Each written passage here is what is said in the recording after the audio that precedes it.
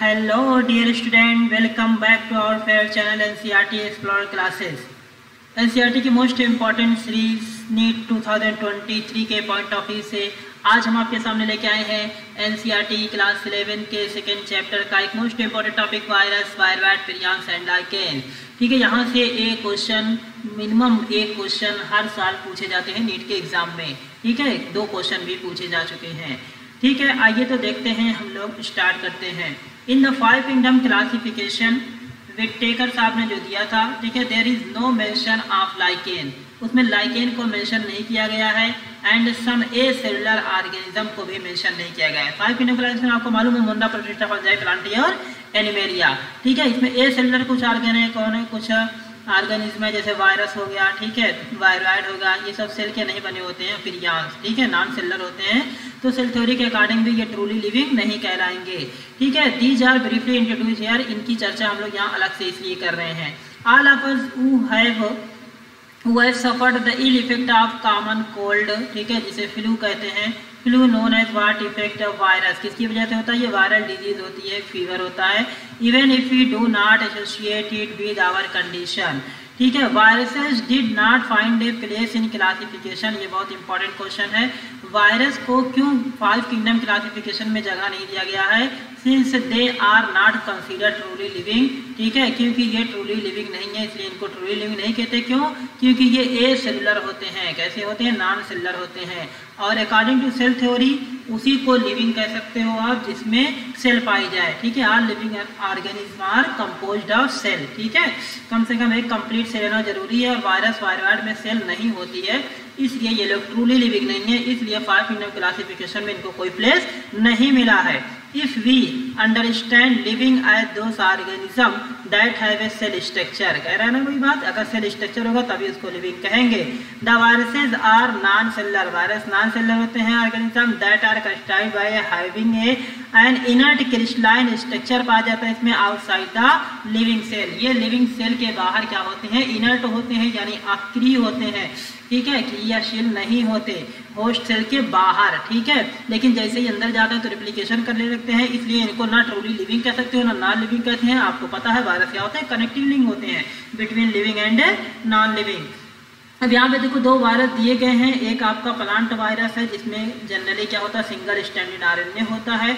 ठीक है, और इस पे वायरस पे क्या होता है, प्रोटीन की कवरिंग होती है, जिसे क्या कहते हैं हम लोग? कैप्सिड कहते हैं। ठीक है, आरएनए कवर्ड होता है जेनेटिक मटेरियल वायरस के अंदर, या तो डीएनए होता है या तो आरएनए होता है। ठीक है, तो कैप्सिड इसकी क्या होती है? कवरिंग होती है प्रोटीन की, जो कैप्सोमियर, इसकी सब यूनिट क्या होती है कैप्सिड की? कैप्सोमियर होती है।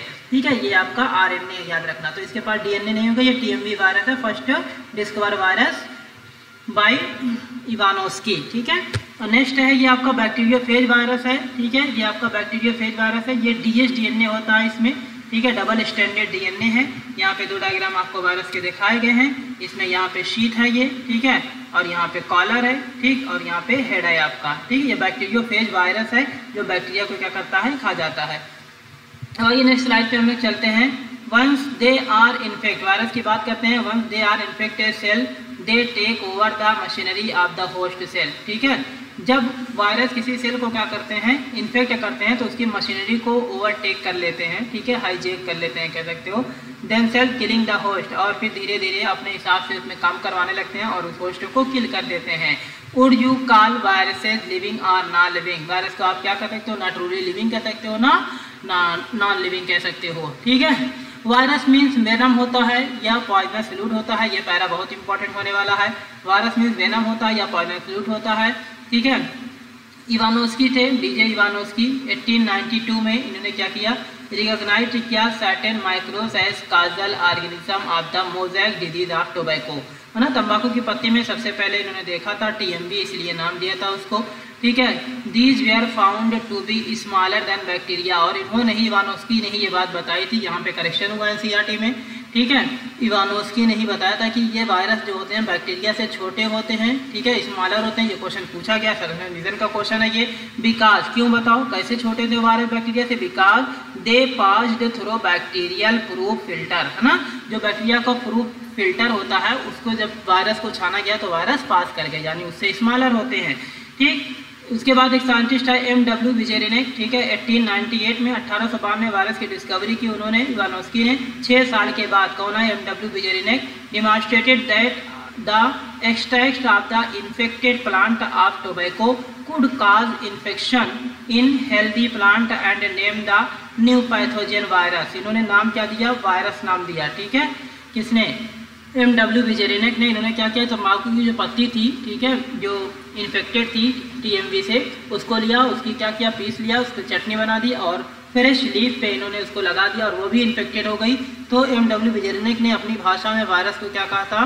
कंटाजियम वाइवम फ्लूइडम। क्या कहा था? कंटाजियम वाइवम फ्लूइडम, ठीक है। इसका मीनिंग क्या होता है? इन्फेक्शस लिविंग फ्लूइड, ठीक है। वायरस को इन्फेक्शन लिविंग फ्लूइड या कंटाजियम वाइवम फ्लूइडम किसने कहा? M.W. विजेरिनेक ने। फिर एक और साइंटिस्ट है W.M. Stanley in 1935 showed that viruses could be crystallise. इन्होंने क्या बताया? कि वायरसेस को क्रिस्टलाइज किया जा सकता है। एंड क्रिस्टल, और जो इसके क्रिस्टल होते हैं वो क्या होते हैं? Consist largely of protein. किसके बने होते हैं? प्रोटीन के बने होते हैं। They are inert. ये भी किसने बताया? बताओ, स्टैनले ने बताया कि वायरस इनर्ट होते हैं outside their specific host cell, ठीक है। लिविंग, ये होस्ट सेल के बाहर जो ये क्या होते हैं? असक्रिय होते हैं, क्रियाशील होते हैं, इनर्ट होते हैं, यानी नॉन लिविंग की तरीके से बिहेव करते हैं। वायरसेज आर ऑब्लिगेट पैरासाइट, है ना। और वायरस क्या होते हैं? ऑब्लिगेट पैरासाइट होते हैं, यानी बिना किसी होस्ट के ये जीवित नहीं रह सकते, यानी इनकी लाइफ साइकिल कंप्लीट नहीं हो सकती, ठीक है। नेक्स्ट पैरा हम लोग देखते हैं। In addition to protein viruses also contain a genetic material that could be either RNA RNA। बहुत इंपॉर्टेंट बात है ये, ठीक है। वायरस के पास क्या होता है? जेनेटिक मटेरियल RNA या DNA होता है, दोनों नहीं हो सकते। और ये किसके बने होते हैं? प्रोटीन के बने होते हैं। वायरस बने होते हैं न्यूक्लियो प्रोटीन के, यानी न्यूक्लिक एसिड और प्रोटीन के, ठीक है। नो वायरसेज, बहुत इंपॉर्टेंट है, no viruses contain both RNA and DNA। कोई ऐसा वायरस नहीं जिसके पास दोनों जेनेटिक मटेरियल हो। जैसे अभी हमने बताया था पीछे, TMV में क्या था? RNA था, और बैक्टीरियोफेज में क्या था? DNA था, ठीक है। जिसमें DNA होगा उसमें RNA नहीं होगा, ठीक। A virus is that infect plant है सिंगल स्टैंडर्ड RNA। बहुत इंपॉर्टेंट बात है, ऐसे वायरस जो प्लांट को इन्फेक्ट करते हैं, इन्फेक्टेड करते हैं, ठीक है, वो उनके पास सिंगल स्टैंडर्ड RNA होता है जेनेटिक मटेरियल के रूप में। और ऐसे वायरस जो एनिमल सेल को इन्फेक्ट करते हैं उसके पास क्या होता है? हैव आइदर सिंगल और डबल स्टैंडर्ड RNA हो सकता है उनके पास जेनेटिक मटेरियल, या क्या हो सकता है? R है यहाँ पे, ध्यान देना, या डबल स्टैंडर्ड DNA होता है उनके पास जो एनिमल को इन्फेक्ट करते हैं, ठीक है, याद रखना ये बात। Bacterial viruses are bacteriophages. अभी पीछे डायग्राम बना हुआ था, वो DNA होता है, ठीक है। Double standard DNA viruses that infect the bacteria. ऐसा वायरस जिसे बैक्टीरियोफेज कहते हैं, जो बैक्टीरिया को इन्फेक्ट करता है। आर यूजुअली, वो कैसा होता है? DS होता है, डबल स्टैंडर्ड DNA होता है, जिसका डायग्राम ये हमने आपको दिखाया था, ये वाला, ठीक है, DNA होता है। अब आ जाओ वायरस के बारे में, इसके स्ट्रक्चर के बारे में थोड़ी सी बात कर लेते हैं। यहाँ पे द प्रोटीन कोट, वायरस पे क्या पाया जाता है? प्रोटीन की कवरिंग पा जाती है। ये नीट में क्वेश्चन पूछा गया है, जिसे क्या कहते हैं हम लोग? कैप्सिड कहते हैं। और कैप्सिड किसका बना होता है? स्मॉलर सब यूनिट कॉल्ड कैप्सोमियर, याद रखना, ठीक है। वायरस के ऊपर जो कवरिंग होती है प्रोटीन की, उसे कैप्सिड कहते हैं। कैप्सिड की यूनिट क्या होती है? सब यूनिट कैप्सोमियर से बना होता है।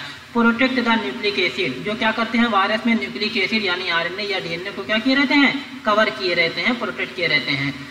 These capsomeres are arranged in the helical or polyhedral geometric form। याद रखना ये क्वेश्चन, ठीक है। ये जो कैप्सोमियर होते हैं प्रोटीन की कवरिंग, ये अरेंज होती है हेलिकल फॉर्म में या पॉलीहेड्रल ज्योमेट्रिक फॉर्म में, ठीक है। Viruses causes diseases like mumps. Virus से होने वाली डिजीज और बैक्टीरिया से होने वाली डिजीज खूब पूछा जाता है। Mumps, smallpox, herpes and influenza. ये सब बीमारी किससे होती है? वायरस से होती है, याद रखना। मम्स, स्मॉल पॉक्स, हर्पीज और इन्फ्लुएंजा, ठीक है।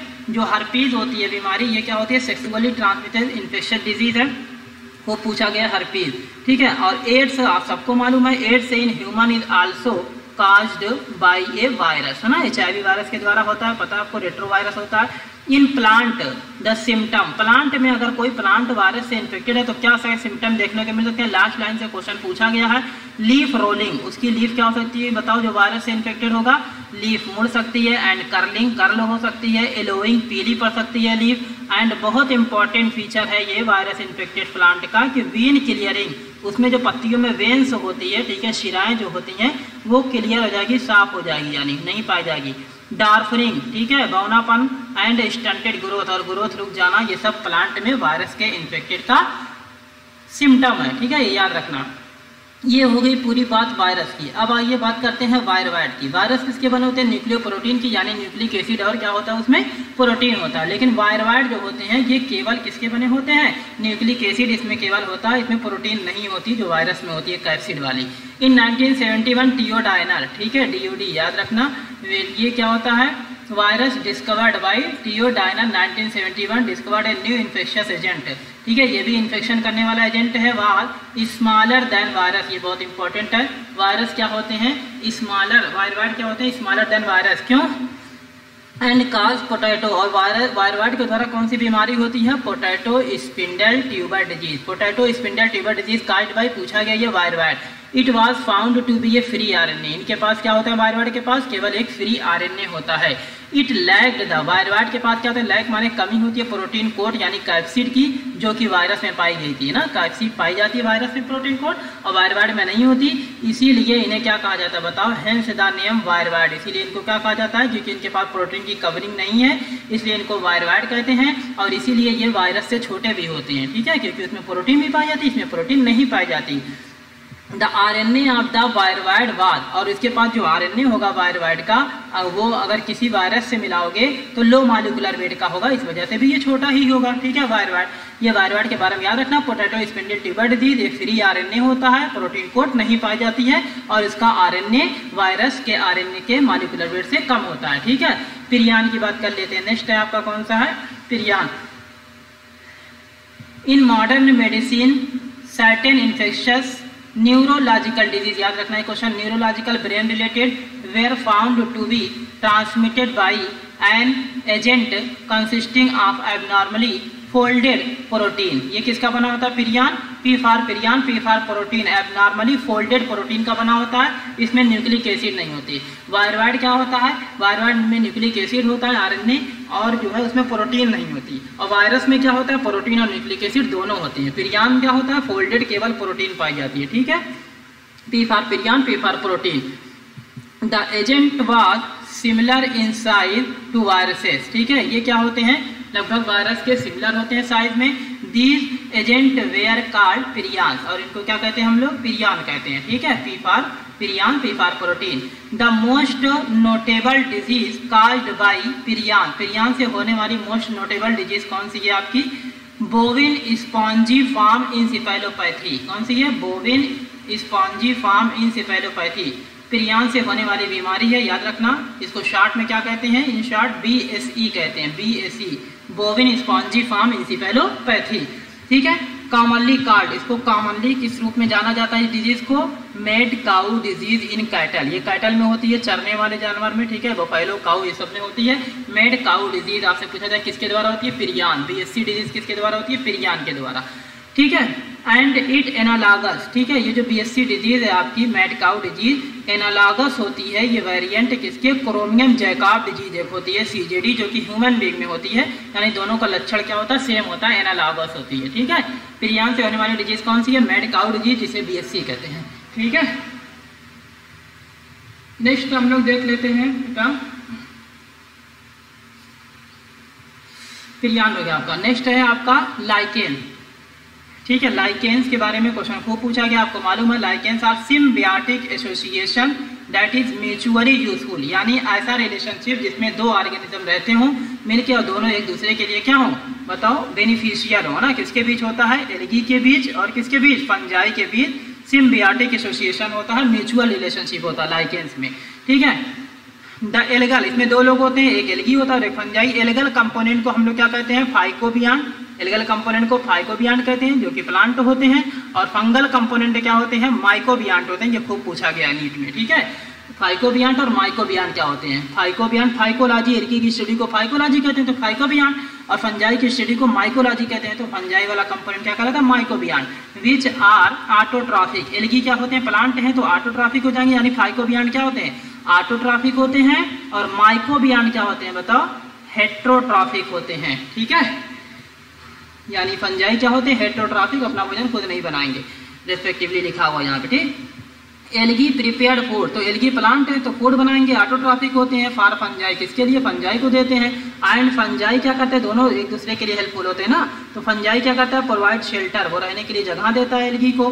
एंड एब्जॉर्ब मिनरल, और फंजाई क्या करता है एल्गी के लिए? मिनरल एंड न्यूट्रिएंट को एब्जॉर्ब करता है, एंड वाटर को फॉर इट्स पार्टनर, और उसी का यूज करके प्लांट क्या करता है? एल्गी अपना भोजन बना लेता है और वो बदले में फंजाई को भोजन देता है। यानी दोनों का म्यूचुअल रिलेशनशिप होता है, इसी को क्या बोलते हैं? Symbiotic association.